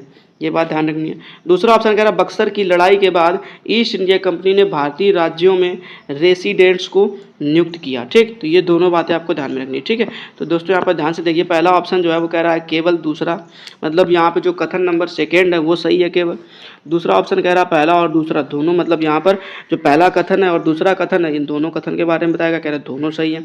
उसके बाद कह रहा है ना तो पहला और ना ही दूसरा। ठीक, मतलब जो तीसरा ऑप्शन है वो क्या कहता है कि ना तो पहला कथन सही है ना ही दूसरा कथन सही है। ठीक, उसके बाद चौथा ऑप्शन कह रहा है केवल और केवल पहला कथन। ठीक, कह रहा है कि केवल और केवल पहला कथन तो सही है लेकिन दूसरा कथन सही नहीं है। ठीक, तो दोस्तों यहाँ पर आपको ध्यान रखना है ऑप्शन नंबर बी, यानी पहला और दूसरा दोनों। ठीक, यानी यहाँ पे जो पहला और दूसरा दोनों कथन है वो एकदम से सही लिखे हुए हैं कि रॉबर्ट क्लाइव जो है वो 18 साल की उम्र में 1743 ईस्वी में इंग्लैंड से मद्रास आया था। ठीक, उसके बाद में जो दूसरा कथन लिखा हुआ है वो कि बक्सर की लड़ाई के बाद ईस्ट इंडिया कंपनी ने भारतीय राज्यों में रेसिडेंट्स को नियुक्त किया था। ठीक, तो ये बात आपको ध्यान में रखनी है। चलिए फिलहाल अब हम लोग देखते हैं नेक्स्ट क्वेश्चन। अब जो नेक्स्ट क्वेश्चन है वो हमसे कह रहा है क्या कि निम्नलिखित में से किसने शुद्धि आंदोलन शुरू किया? ध्यान रखना, शुद्धि आंदोलन किसने शुरू किया?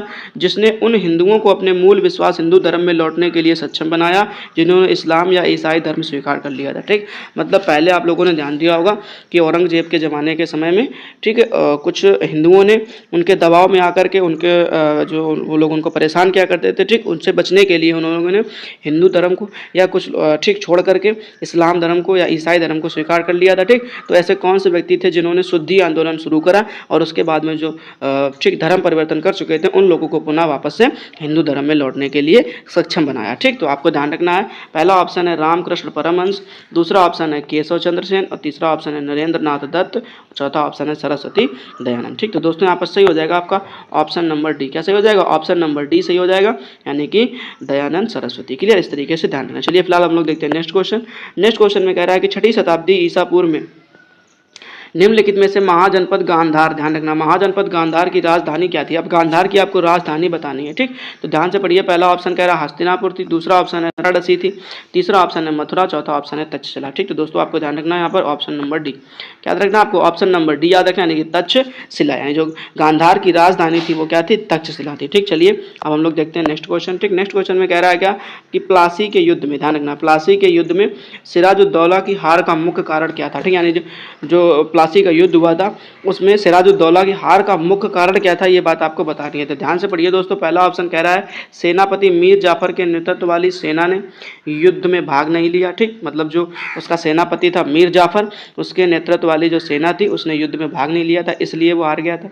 दूसरा ऑप्शन है सिराजुद्दौला के प्रधानमंत्री ने अंग्रेजों के स्थान की गलत सूचना दी थी।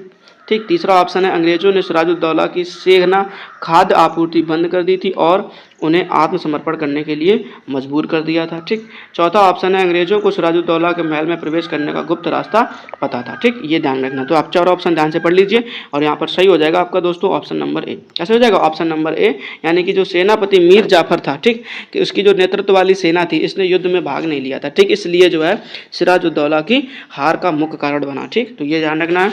चलिए फिलहाल अब हम लोग देखते हैं नेक्स्ट क्वेश्चन। ठीक, नेक्स्ट क्वेश्चन में हमसे कह रहा है क्या कि मार्ले मिंटो सुधार, ध्यान रखना, मार्ले मिंटो सुधार की शुरुआत के समय भारत का वायसराय कौन था? ठीक, मतलब जब मार्ले मिंटो सुधार आया था तो उस समय जो है भारत का वायसराय कौन था, ये बात आपको बतानी है। पहला ऑप्शन ध्यान से पढ़िए दोस्तों, लिखा हुआ है लॉर्ड वेवेल, दूसरा ऑप्शन लिखा हुआ लॉर्ड एटली, तीसरा ऑप्शन लिखा हुआ लॉर्ड मिंटो, चौथा ऑप्शन लिखा हुआ लॉर्ड लिन लिथगो। ठीक, तो आपको दोस्तों यहाँ पर ध्यान रखना ऑप्शन नंबर सी, क्या याद रखना? ऑप्शन नंबर सी याद रखना, यानी कि लॉर्ड मिंटो, यानी लॉर्ड मिंटो के शासनकाल के समय जो ठीक है मार्ले मिंटो सुधारों की शुरुआत हुई थी। ठीक, चलिए फिलहाल हम लोग देखते हैं नेक्स्ट क्वेश्चन।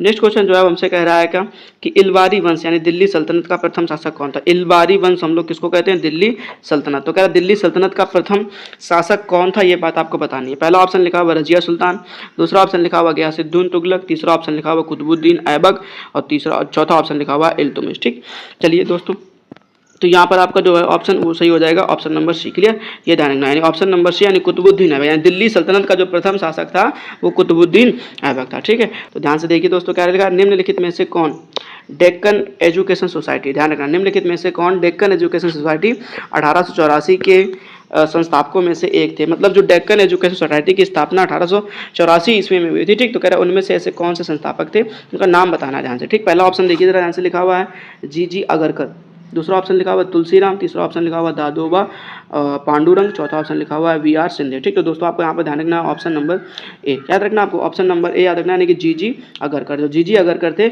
इन्होंने डेक्कन एजुकेशन सोसाइटी की स्थापना करी थी। ठीक, ध्यान से पढ़िए, आज का पहला जो क्वेश्चन है वो कह रहा है कि भारतीय राष्ट्रीय कांग्रेस, ध्यान से पढ़िएगा, क्या कह रहा है कि भारतीय राष्ट्रीय कांग्रेस की अध्यक्ष बनने वाली पहली भारतीय महिला थी। ठीक, यानी जो भारतीय राष्ट्रीय कांग्रेस है उसकी महिला अध्यक्ष बनने वाली, आपको ध्यान रखना, जो पहली महिला अध्यक्ष बनी है और वो भी भारतीय। ठीक, ये बात आपको अच्छे से ध्यान रखनी है। पहला ऑप्शन जरा ध्यान से पढ़िए, पहला लिखा हुआ है आशा लता सेन, दूसरा ऑप्शन है सरोजनी नायडू, तीसरा ऑप्शन है सुचेता कृपलानी और चौथा ऑप्शन है अरुणा आसफ अली। ठीक, तो दोस्तों यहाँ पर आपको याद रखना है ऑप्शन नंबर बी, क्या याद रखना है? ऑप्शन नंबर बी याद रखना है, यानी कि यहाँ पर जो ऑप्शन नंबर बी यानी जो सरोजनी नायडू, यहाँ पर आपका ऑप्शन सही हो जाएगा। ठीक, तो आपको अच्छे से याद रख लेना है कि भारतीय राष्ट्रीय कांग्रेस की अध्यक्ष बनने वाली पहली भारतीय महिला जो है वो सरोजनी नायडू है। ठीक, चलिए फिलहाल हम लोग देखते हैं नेक्स्ट क्वेश्चन, और नेक्स्ट क्वेश्चन में हमसे कह रहा है क्या, निम्नलिखित में से क्या, ध्यान रखना, निम्नलिखित में से क्या बौद्ध स्तूपों की, ध्यान रखना, संरचना का एक हिस्सा नहीं है? ठीक, यानी आपको चार ऑप्शन दिए गए, इन चारों ऑप्शन को ध्यान से पढ़ना है और ये बात बतानी है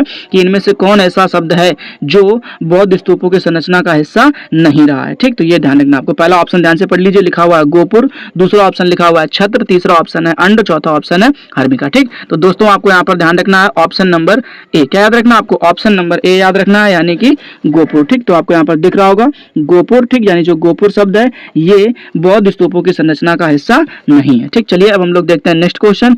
नेक्स्ट क्वेश्चन में हमसे कह रहा है निम्नलिखित में से किसने, क्या कह रहा है, निम्नलिखित में से किसने मोहम्मडन एंग्लो ओरिएंटल कॉलेज की स्थापना करी थी? ठीक, ये बात आपको ध्यान रखनी है, यानी निम्नलिखित में से किसने मोहम्मडन एंग्लो ओरिएंटल कॉलेज की स्थापना करी थी? ध्यान से पढ़ लीजिए ऑप्शन को। पहला ऑप्शन लिखा हुआ है श्री अरबिंदो, दूसरा ऑप्शन है सर सैयद अहमद खान, तीसरा ऑप्शन है मोहम्मद अली जिन्ना और चौथा ऑप्शन है खान अब्दुल गफ्फार खान। ठीक, तो यहाँ पर दोस्तों ध्यान रखना है आपको ऑप्शन नंबर बी, क्या याद रखना आपको? ऑप्शन नंबर बी याद रखना है, यानी कि यहाँ पर लिखा हुआ सर सैयद अहमद खान। ठीक, यानी आपका जो ऑप्शन है वो बी यानी सर सैयद अहमद खान, ये सही हो जाएगा। ठीक है, चलिए अब हम लोग देखते हैं नेक्स्ट क्वेश्चन। नेक्स्ट क्वेश्चन को ध्यान से पढ़ लीजिए, कह रहा है कि 1526 में, ध्यान रखना है 1526 ईस्वी में बाबर ने दिल्ली के सुल्तान इब्राहिम लोदी को ठीक किस युद्ध में हराया और दिल्ली व आगरा पर कब्जा कर लिया? ठीक, तो ये ध्यान रखना है कि बाबर ने दिल्ली के सुल्तान इब्राहिम लोदी को किस युद्ध में हराया और दिल्ली व आगरा पर कब्जा कर लिया था। ठीक, यानी युद्ध आपको ध्यान रखना कब हुआ था, तो 1526 ईस्वी में। ठीक, अब इसके जो ऑप्शन है आपको नेक्स्ट स्लाइड में देखने को मिलेंगे। चलिए हम लोग ध्यान देते हैं अब नेक्स्ट स्लाइड के ऊपर। ठीक, चलिए अच्छा ध्यान से पढ़ लीजिए, देखिए जरा ध्यान से। पहला ऑप्शन जो है आपसे कह रहा है पानीपत का युद्ध, दूसरा ऑप्शन है मालवा का युद्ध, तीसरा ऑप्शन है लाहौर और चौथा ऑप्शन है मथुरा। ठीक, तो दोस्तों आपको यहाँ पर ध्यान रखना है ऑप्शन नंबर ए, क्या याद रखना आपको? ऑप्शन नंबर ए याद रखना है, यानी कि पानीपत का युद्ध, यानी पानीपत के युद्ध में ठीक है बाबर ने इब्राहिम लोदी को हराया था। ठीक, और युद्ध कब हुआ था, तो आपको ध्यान रखना 1526 ईस्वी में। ठीक, चलिए अब हम लोग देखते हैं नेक्स्ट क्वेश्चन। ठीक, नेक्स्ट क्वेश्चन में हमसे पूछा गया है, कह रहा कुतुबुद्दीन ऐबक, यानी जो कुतुबुद्दीन ऐबक है ने कुतुबुद्दीन ऐबक ने निम्नलिखित में से किस राजवंश की स्थापना की थी। ठीक है, जो कुतुबुद्दीन ऐबक है उसने निम्नलिखित में से किस राजवंश की स्थापना करी थी, ये बात आपको बतानी है। ध्यान से पढ़ लीजिए। पहला ऑप्शन है खिलजी वंश की, दूसरा ऑप्शन है गुलाम वंश, तीसरा ऑप्शन है सैयद वंश और चौथा ऑप्शन है तुगलक वंश। ठीक, तो दोस्तों आपको यहाँ पर ध्यान रखना है ऑप्शन नंबर बी। क्या याद रखना है दोस्तों, आपको ऑप्शन नंबर बी याद रखना है, यानी गुलाम वंश। यानी गुलाम वंश में की स्थापना जो है वो कुतुबुद्दीन ऐबक ने करी थी। ठीक, चलिए अब हम लोग देखते हैं नेक्स्ट क्वेश्चन। नेक्स्ट क्वेश्चन जो है वो हमसे कह रहा है किस ब्रिटिश गवर्नर ने, ध्यान से पढ़िएगा, किस ब्रिटिश गवर्नर ने बंगाल में द्वैध शासन व्यवस्था, ध्यान रखना कौन सी, द्वैध शासन व्यवस्था को समाप्त कर दिया था। ठीक, यानी ऐसा कौन सा ब्रिटिश गवर्नर था जिसने बंगाल में द्वैध शासन व्यवस्था को समाप्त कर दिया था। ठीक, पहला ऑप्शन ध्यान से पढ़िए, लिखा है जॉर्ज सॉन, उसके बाद में लिखा हुआ है वारेन हेस्टिंग, तीसरा ऑप्शन है रॉबर्ट क्लाइव, चौथा ऑप्शन है विलियम बेंटिंग। ठीक, तो आपको दोस्तों यहाँ पर याद रखना है ऑप्शन नंबर बी। क्या याद रखना है, ऑप्शन नंबर बी आपको याद रखना है, यानी कि वारेन हेस्टिंग। ठीक, यानी यहाँ पे जो आपको दिखाई दे रहा है ऑप्शन नंबर बी में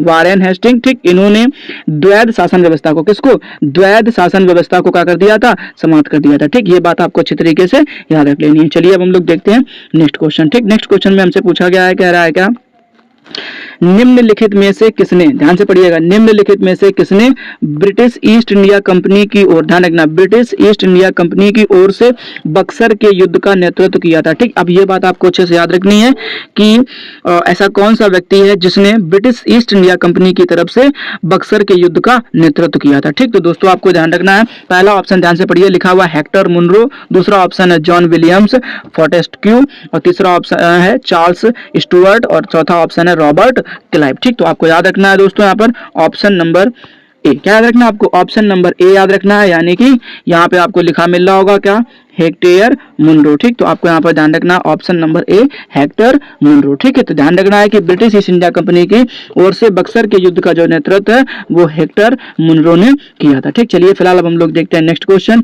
नेक्स्ट क्वेश्चन में हमसे कह रहा है कि बौद्ध वास्तुकला में, ध्यान रखना क्या है, बौद्ध वास्तुकला में चैत्य का अर्थ निम्नलिखित में से क्या है, यानी आपको यहाँ पर शब्द दिख रहा होगा चैत्य। ठीक, इस चैत्य का अर्थ क्या है, तो ध्यान से पढ़िए ऑप्शन को, पहला लिखा है बुद्ध अवशेष, दूसरा ऑप्शन लिखा हुआ प्रार्थना कक्ष, तीसरा ऑप्शन है निवास स्थान, चौथा ऑप्शन है मठ। ठीक, तो दोस्तों आपको यहाँ पर ध्यान रखना है option number B.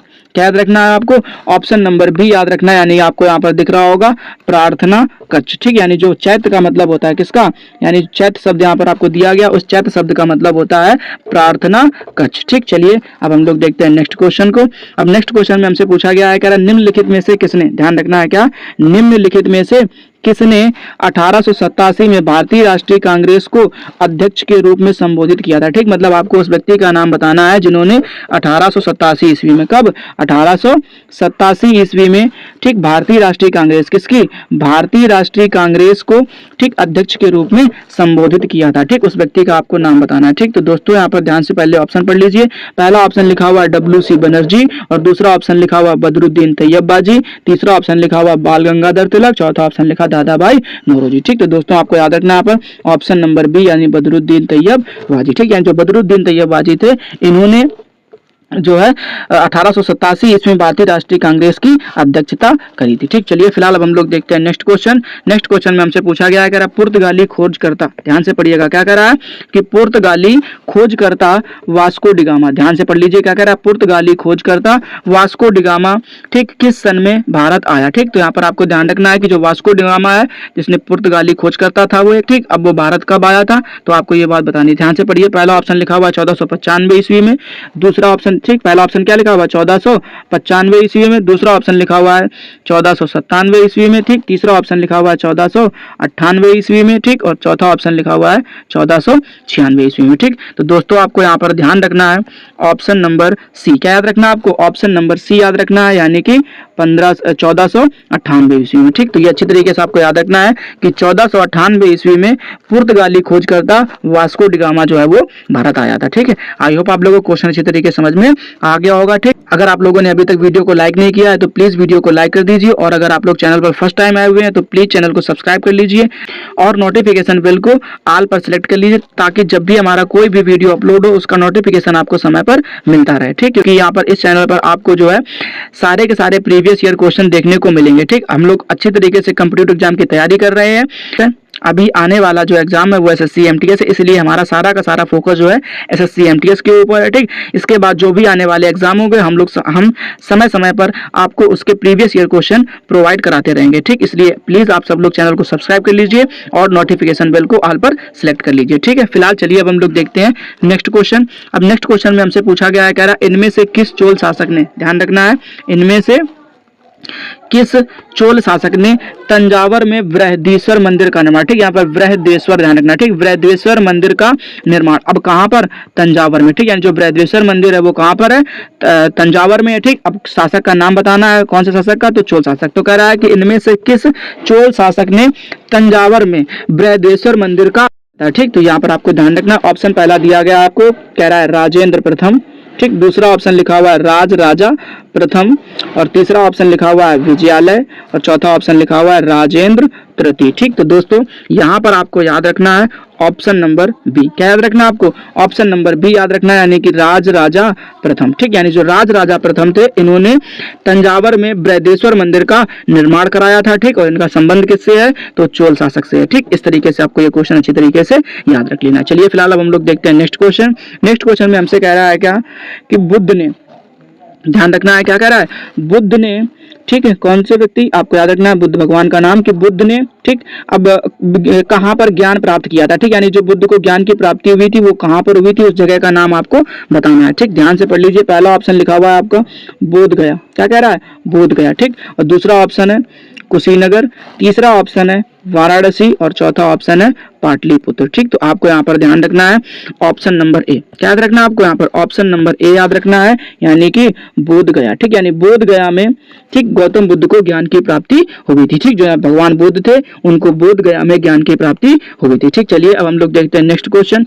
Next question में कह रहा है मुक्तेश्वर मंदिर, ध्यान रखना है क्या, मुक्तेश्वर मंदिर, ठीक, कौन सा मंदिर है, मंदिर का नाम याद रखिए, मुक्तेश्वर मंदिर, ठीक, में स्थित शिव जी, ध्यान रखना, मुक्तेश्वर मंदिर में स्थित शिव जी को समर्पित 10वीं शताब्दी का हिंदू मंदिर है। ठीक, यानी जो मुक्तेश्वर मंदिर है वो कहां पर स्थित है, ये बात आपको बतानी है, और उसमें जो है जो मुक्तेश्वर मंदिर है उसमें शिव जी को समर्पित 10वीं शताब्दी का हिंदू मंदिर, यानी वो बहुत पुराना मंदिर है, और आपको बताना है जो मुक्तेश्वर मंदिर है वो कहां पर स्थित है। ठीक, ध्यान से पढ़िए, जो पहला ऑप्शन है आपसे कह रहा है क्या, असम। ठीक, यानी पहला जो ऑप्शन है उसमें क्या बताया गया आपको, असम, दूसरा ऑप्शन है कह रहा है गुजरात, और उसके बाद में तीसरा ऑप्शन है महाराष्ट्र। ठीक, और चौथा ऑप्शन है उड़ीसा। ठीक, तो यहाँ पर दोस्तों आपको ध्यान रखना है ऑप्शन नंबर अच्छे से याद रखना है, यहाँ पर आपका ऑप्शन नंबर सही हो जाएगा डी, यानी कि उड़ीसा। ठीक, तो आपको यहाँ पर याद रखना है किसके बारे में, उड़ीसा के बारे में। ठीक, यानी जो उड़ीसा मुक्तेश्वर मंदिर है वो उड़ीसा में स्थित है, जहां पर शिव जी को समर्पित 10वीं शताब्दी का हिंदू मंदिर है। ठीक, चलिए फिलहाल हम लोग देखते हैं नेक्स्ट क्वेश्चन।